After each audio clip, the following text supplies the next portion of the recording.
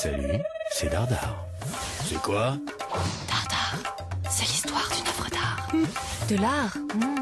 De l'art? J'adore. Regardez cette licorne en bronze dotée d'un robinet. Elle a été fabriquée en Basse-Saxe à la fin du XIIIe ou au début du XIVe siècle.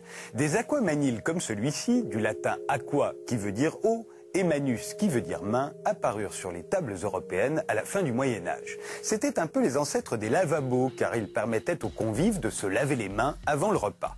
À la fois dans un souci de propreté, comme aujourd'hui, mais surtout de purification. Depuis la naissance des religions, l'eau purifie l'âme en purifiant le corps des fidèles. C'est ce que l'on appelle les ablutions. Et celle des chrétiens respecte l'exhortation de saint Paul qui a dit « Je veux que les hommes prient en tout lieu avec des mains pures ». Ce que fait le prêtre à l'église avant de dire la messe grâce à une carafe avec laquelle il se verse lui-même de l'eau sur les mains. Au XIIIe siècle sont arrivés d'Orient les aquamaniles, des petits réservoirs à eau dotés d'un robinet dû à l'ingéniosité de la civilisation arabe. C'étaient de véritables petits bijoux artistiques à l'apparence d'animaux exotiques qui plurent aux chrétiens.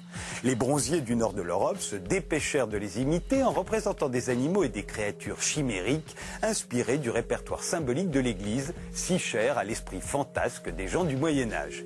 Et leur succès fut rapide. Après les prêtres qui les utilisèrent pour la messe, les seigneurs et les riches bourgeois s'offrirent leur propre aquamanile de table sous le robinet desquels ils se purifiaient les mains avant de manger. Ce qui n'était franchement pas du luxe, étant donné qu'ils mangeaient encore à l'époque avec les doigts, les couverts n'ayant pas encore été inventés.